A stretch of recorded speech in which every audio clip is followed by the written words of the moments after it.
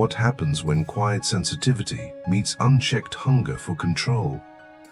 Why does stillness provoke rage in certain souls? How does compassion become a mirror so sharp that it shatters illusion? And why does the narcissist collapse not under attack but under truth? I have asked myself these questions for years, not as an observer standing safely outside the drama, but as someone who has lived inside it, confused, drained, and yet strangely awakened by the encounter. I remember sitting across from the man who spoke endlessly about himself. His achievements spilled from his mouth like trophies laid on a table. I nodded, listened, absorbed. Something subtle happened in that room. The more space I gave, the more restless he became. Silence unsettled him. Presence disturbed him. I had done nothing at all. Yet tension thickened the air. That was my first lesson. The empath does not destroy the narcissist by action. The empath does so by existing fully. In psychological terms, I see the narcissist as a fragmented self desperately holding together an image. That image demands constant reflection. Without reflection, it begins to crack. The empath, rooted in feeling rather than performance, becomes an uncooperative mirror. No admiration, no fear, no submission, only awareness. And awareness is unbearable to the false self. I have learned that destruction, in this sense, does not mean revenge. It does not mean conquest. It means collapse of illusion. It means exposure not by accusation, but by contrast. I think of a woman I once knew, deeply empathetic, endlessly patient. She loved a man whose charm dazzled rooms, whose confidence attracted followers. At first, she became his emotional supply, listening late into the night, soothing wounds that were never meant to heal. But something shifted when she began tending to her own inner life. She journaled. She set quiet boundaries. She stopped explaining herself. He panicked. His anger appeared suddenly, irrationally. He accused her of coldness, of betrayal, of change. Yet nothing violent had occurred, only her individuation had begun. From a Jungian perspective, I recognized this moment clearly. The narcissist cannot tolerate individuation in others because it threatens the fragile structure of the persona. The empath, once unconscious of personal power, becomes a walking reminder of what authenticity looks like. And authenticity is lethal to pretense. I have seen narcissists unravel, not when confronted, but when ignored, not with cruelty, but with wholeness. When admiration is replaced by neutrality, when emotional hooks find no flesh. In my own life, the moment I stopped reacting was the moment chaos erupted around me. Messages grew longer, accusations more dramatic. Charm returned briefly like a last offering. When none of it worked, contempt followed. This pattern is not accidental, it is archetypal. The narcissist lives in the persona, the empath lives in the psyche. When these two worlds collide, only one can survive intact. I once believed empathy was weakness. I believed feeling deeply made me vulnerable to manipulation. That belief kept me small. What I later discovered was more unsettling and more empowering. Empathy is perception. It sees beneath performance. It senses incongruence. It recognizes hunger disguised as confidence. And when empathy is no longer weaponized against itself, it becomes a silent force. I think of a workplace example that still stays with me. A manager who demanded admiration, loyalty, and constant validation. Meetings revolved around his brilliance. Employees learned to perform agreement. One woman, however, simply worked. She did not flatter. She did not rebel. She remained calm, competent, emotionally unavailable. Within months, she became a threat. Her calm exposed the manager's volatility. Her consistency highlighted his chaos. Without lifting a finger, she destabilized his authority. Eventually, he self-destructed publicly. I see now what happened. The empath did not attack the narcissist. She outgrew the game, and that is the central truth I return to again and again. Narcissists are not destroyed by opposition. They are destroyed by irrelevance. The psyche cannot survive without reflection. When the empath withdraws emotional energy not in bitterness, but in self-containment, the narcissist faces an unbearable void. That void is the shadow. I have stared into my own shadow long enough to know its terror. The narcissist spends a lifetime running from it. When an empath stops running alongside, the chase ends. What remains is reckoning. This is not cruelty. This is psychological gravity. There is a question that haunted me long before I had language for it. Why did the same kind of person keep entering my life wearing different faces, different voices, different histories, yet the same hunger behind the eyes? I once believed it was coincidence. Later I blamed my kindness. Eventually I realized neither was true. From a psychological depth perspective, attraction is never random. The unconscious does not stumble. It seeks completion. The narcissist does not choose the empath by accident. The empath carries something the narcissist has lost or never developed. I see now that empathy is not merely kindness. It is emotional attunement, the capacity to sit with discomfort without fleeing. The narcissist, whose inner world is split and defended, senses this capacity instinctively. It feels like oxygen. In my own life, I noticed how quickly these individuals attached. Conversations deepened unnaturally fast. Confessions arrived early, dramatic, intense. I was cast as savior before I had agreed to the role. That should have been the warning. Carl Jung wrote that what is unconscious seeks expression. The narcissist's abandoned inner child, the one buried beneath grandiosity, recognizes safety in the empath. But instead of healing, the narcissist seeks consumption. I think of a friend who dated a man admired by everyone. Charismatic, successful, adored. Privately, he unraveled. Rage flared over minor frustrations. Victimhood replaced accountability. She listened, absorbed, soothed. At first, he told her she was different. Then he told her she was everything. Eventually, he told her she was everything. Eventually, he told her she was nothing. This progression is not emotional chaos. It is psychological necessity. The empath initially mirrors the narcissist's ideal self. The narcissist feels whole, but wholeness achieved through another is fragile. As soon as the empath shows autonomy fatigue, boundaries, independent thought, the illusion breaks. What follows is projection. I have been accused of coldness when I was exhausted, of arrogance when I became quiet, of betrayal when I chose myself.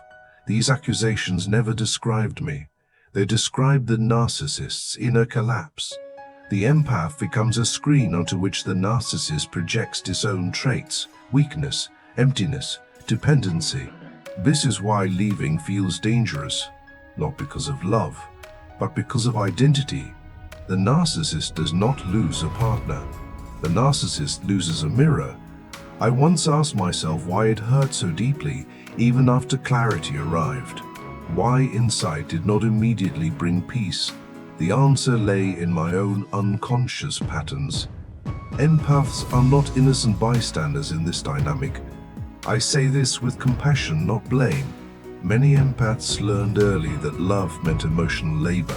That safety came from understanding others rather than being understood. That worth was earned through patience. These patterns create resonance. The narcissist exploits empathy not because empathy is weak, but because it is open. Without boundaries, openness becomes access. I remember childhood moments where silence was safer than expression, where reading the emotional temperature of a room meant survival.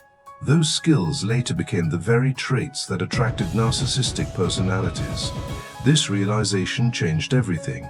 The narcissist is drawn to the empath not to destroy them, but to borrow their nervous system, to regulate through another, to feel alive through reflection. But borrowed regulation always fails, and here lies the paradox.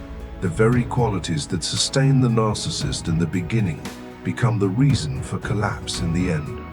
As the empath grows conscious, something shifts.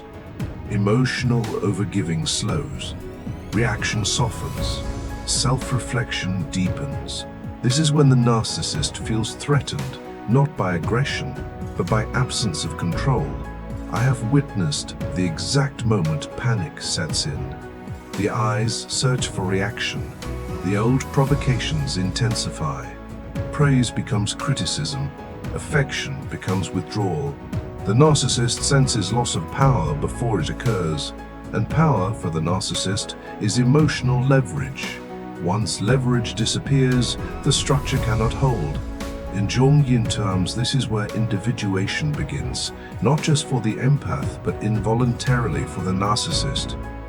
The empath's growth forces confrontation with the shadow. Most narcissists cannot survive this encounter. They flee, they attack, they devalue, or they implode. I have seen all four. I want to slow this down because this is where most people misunderstand the dynamic. It is too easy to frame the narcissist as predator and the empath as victim and stop there. That story feels comforting, but it is incomplete. What actually binds these two is far older, deeper, and rooted in the unconscious. I began to notice that narcissistic personalities did not simply enter my life. They recognized me.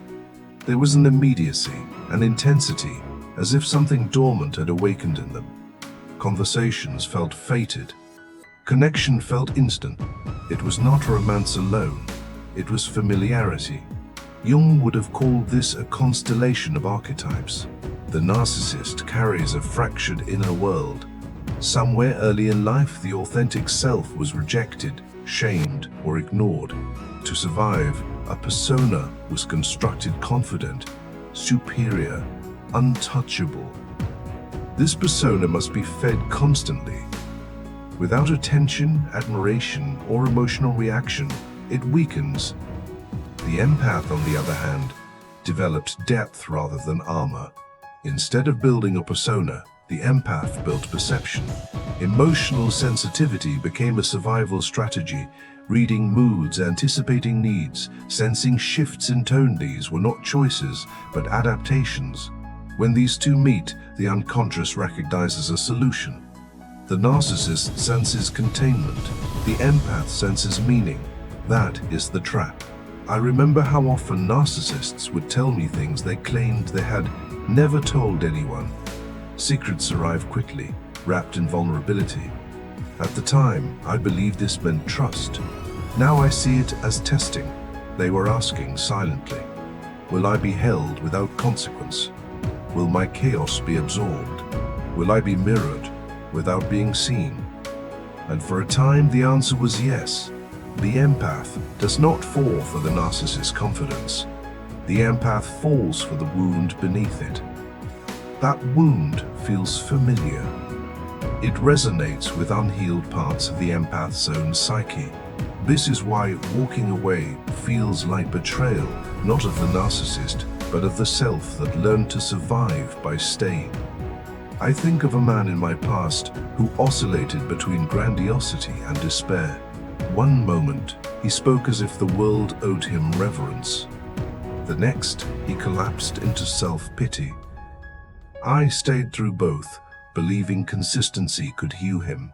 What I did not realize was that consistency without boundaries teaches the psyche something dangerous, that instability will be tolerated.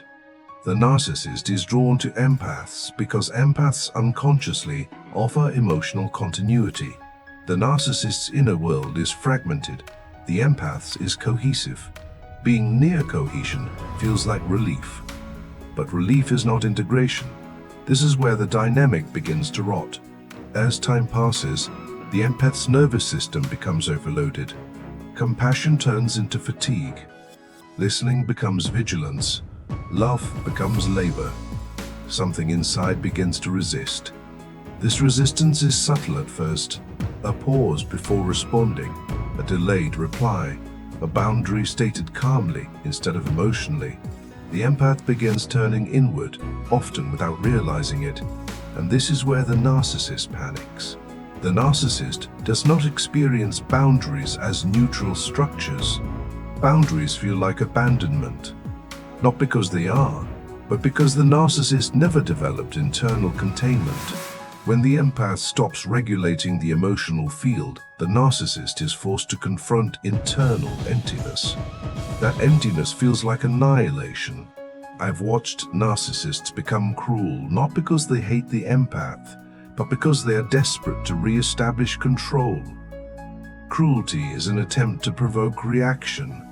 Anger is preferable to indifference. Anger is preferable to indifference. Pain is preferable to silence. Reaction confirms existence. This is why emotional neutrality is so destabilizing. It removes confirmation.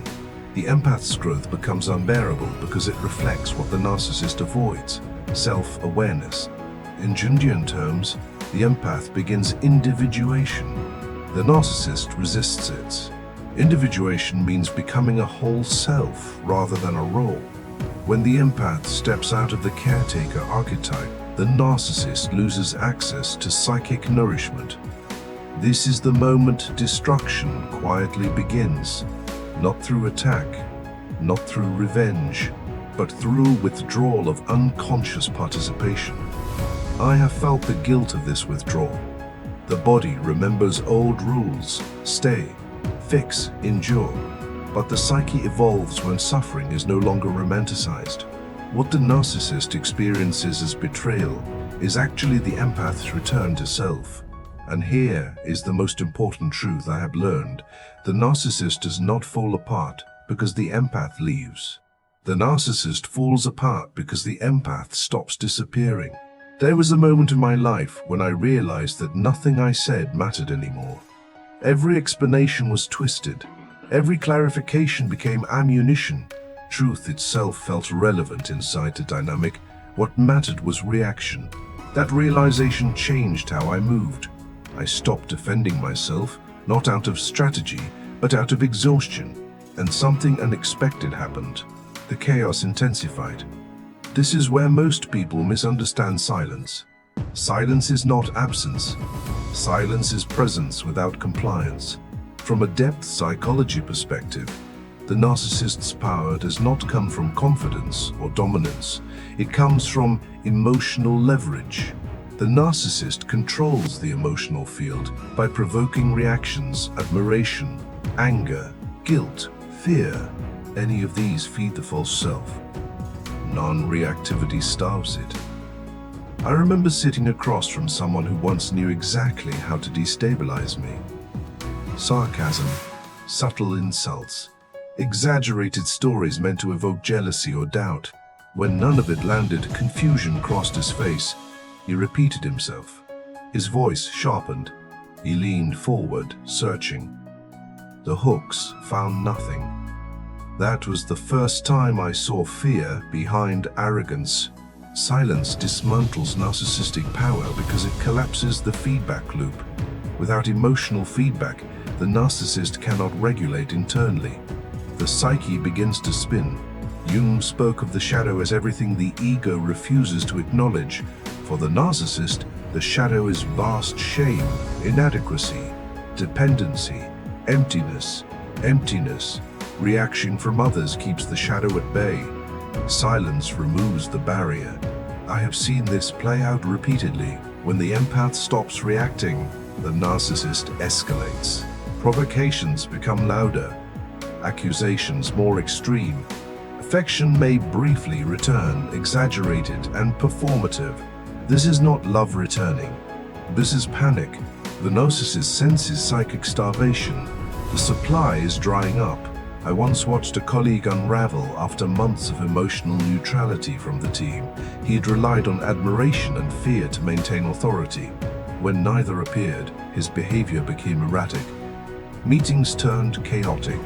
Stories contradicted themselves. Anger surfaced without trigger. No one attacked him. No one confronted him. He destroyed himself.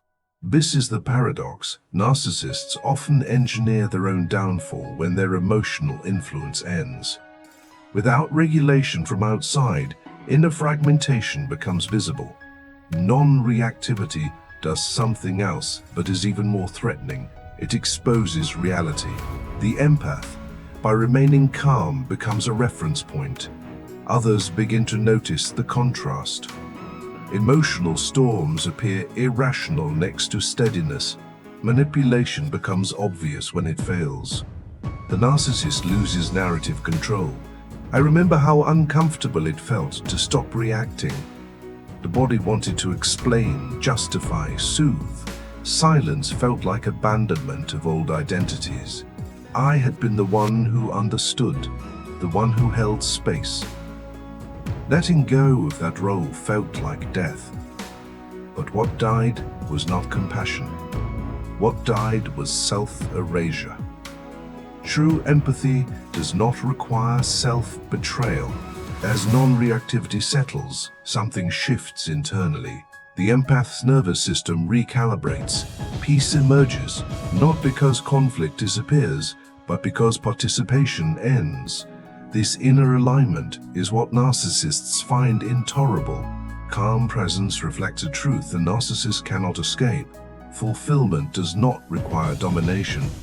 Identity does not require performance. Worth does not require applause. That reflection wounds the false self. I have watched narcissists attempt to reassert control by rewriting history, spreading narratives, or provoking public scenes. These are desperate efforts to regain emotional territory. But once the empath disengages internally, these efforts fail. Why? Because power over another psyche requires consent, and silence withdraws consent. This is where destruction completes itself, not as an event, but as a process. The narcissist collapses under the weight of unintegrated self. The empath does nothing, says nothing, attacks nothing. Individuation continues. Just when silence settles into peace, something stirs again. I have learned to expect it. There is often a pause after the collapse of strange quiet. For a moment, it feels as if the story is ended. Then a message appears, a chance encounter, a third-party mention. The past knocks softly, wearing a familiar face. This is not coincidence. It is psychological gravity. When the narcissist loses supply elsewhere, memory activates. The psyche reaches backward, not for love, but for regulation. The empath represents a time when inner chaos was managed externally. This is the Hoover. It rarely arrives as it left. Anger transforms into nostalgia. Cruelty reshapes itself as regret. Superiority softens into vulnerability. Words appear thoughtful, even self-aware. I have read messages that sounded almost wise. Apologies that felt poetic. Reflections that mirrored my own language from years before. That similarity was not growth. It was mimicry. The narcissist does not return because transformation occurred. The narcissist returns because pain did. Pain does not equal insight. This is the final test for the empath, not of boundaries, but of identity. I remember the pull vividly. The body remembers old roles before the mind intervenes. Compassion awakens. Hope whispers. The fantasy of closure re-emerges. This is where many empaths stumble, not because they are weak, but because they mistake familiarity for truth. From a Jungian lens, this moment represents temptation to regress. The psyche longs for meaning, even if that meaning was painful. Ending the story feels like erasing part of the self, but individuation demands something brutal, letting the story remain unfinished. The narcissist seeks reunion to restore the old balance where the empath feels, explains, absorbs. Even a brief re-entry reactivates the dynamic. I have seen it happen. A single conversation reignites emotional labor. Old guilt surfaces. The nervous system tightens, and the narcissist relaxes. That relaxation reveals everything. True transformation carries humility. does not rush reconnection. It does not demand access. It does not center its own suffering. The Hoover always does. I once tested this quietly. I listened without offering reassurance. I remained neutral without offering forgiveness. Within minutes, irritation surfaced. The mask slipped. The familiar entitlement returned. The psyche reveals itself under frustration. This is why the final test is not about saying no. It is about remaining whole while being seen. The empath must tolerate being misunderstood, mischaracterized, even vilified. This is unbearable for those who build identity around being the good one, the healer, the understanding presence. Letting go of that identity feels like failure. But it is not failure, it is maturation. I have noticed that narcissists often rewrite the story once reunion fails. The empath becomes cold, arrogant, unkind. These narratives are not revenge. They are repair attempts for a damaged ego. When access is denied, meaning must be rewritten. This is why silence after the Hoover is so powerful. It allows false narratives to collapse under their own contradictions. Others eventually notice, or they do not. Either way, the empath no longer participates. The destruction completes itself here, not with a final confrontation, not with vindication, but with detachment from outcome. This is the moment when the narcissist loses significance, not emotionally, psychically, and significance is everything. There is a strange emptiness that follows freedom. I was not prepared for it. When the noise stopped, no messages, no emotional turbulence, no constant scanning of another psyche, something quiet opened inside me. It was peaceful, yes, but also disorienting. So much of my identity had been organized around response. Without the role of stabilizer, who was I? This question is the true aftermath of narcissistic entanglement. Not recovery from abuse, but recovery from self-abandonment. Jung wrote that neurosis is always a substitute for legitimate suffering. I see now that staying in those dynamics spared me from a different pain, the pain of becoming fully responsible for my own life. Caretaking gave me purpose. Endurance gave me identity. Letting go removed both. I remember waking up one morning with nothing urgent to solve. No emotional crisis awaited. No message required decoding. The stillness felt almost threatening. This is where many empaths unconsciously recreate chaos, not because they miss pain, but because silence reveals unresolved parts of the psyche. The narcissist is gone, but the caretaker archetype remains. I had to confront uncomfortable truths. I had confused empathy with obligation. I had mistaken loyalty for self-erasure. I had believed that love required endurance. These beliefs were never questioned because they were rewarded, at least initially. Rebuilding meant grieving not just the person, but the fantasy that patience could heal another, that consistency could rewrite someone else's past. That fantasy dies hard. I found guilt lingering in quiet moments, not guilt for what I did, but for what I refused to continue doing. The psyche does not immediately accept new rules. Old conditioning whispers that withdrawal equals cruelty. It does not. True empathy includes the self. As identity reorganizes, something subtle but profound happens. Sensitivity returns, but without depletion. Awareness sharpens, but without vigilance. Compassion flows, but without compulsion. This is individuation taking root. I began to notice how often I had ignored my own intuition, how early discomfort had been rationalized, how bodily signals had been overridden by narrative. Listening to the body became a form of truth. I also noticed something unexpected. Attraction changed. People who thrived on chaos lost interest quickly. Conversations that revolved around drama felt hollow. What once felt intense now felt invasive. This is not superiority, it is calibration. The psyche learns what it can no longer tolerate. I have seen narcissists attempt to re-enter at this stage, not dramatically, but subtly. a polite message, a casual inquiry. When the empath no longer feels hooked, the difference is immediate. No charge, no urgency, no fantasy. That neutrality is the final confirmation of freedom. Reclaiming the self does not mean hardening, it means grounding. Emotions still move deeply, but they move through, not against, the self. I often think about how many empaths mistake exhaustion for love, how many believe suffering proves depth, how many fear that boundaries will strip meaning from connection. The opposite is true.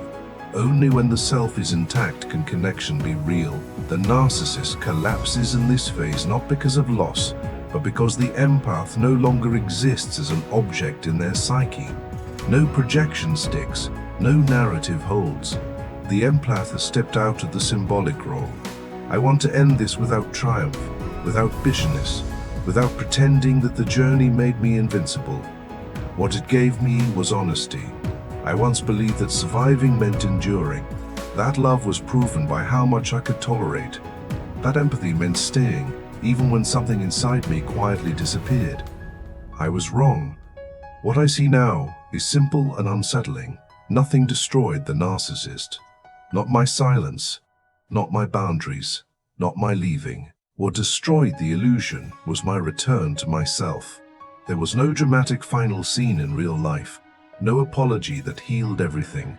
No moment where justice felt complete. There was just a day when I woke up and realized my chest felt lighter. My thoughts were mine again. My nervous system was no longer braced for impact. That was the real ending. I did not win. I did not lose. I woke up. And somewhere along the way the dynamic lost its power. Not because I fought it, but because I outgrew it. If there is anything worth remembering, it is this. Empathy was never the problem. Unconscious empathy was. The moment awareness entered the picture, everything changed. Some people will never forgive that change. Some stories will be rewritten without me. Some doors will close without explanation. That is the cost of becoming whole. But the reward is quiet, and it is real. It is the ability to sit alone without feeling empty, to connect without disappearing, to love without negotiating my own worth. In the end, this was never about narcissists at all. It was about reclaiming the parts of myself that learned too early how to survive, and too late how to live. And that, more than anything, is what makes the story worth telling.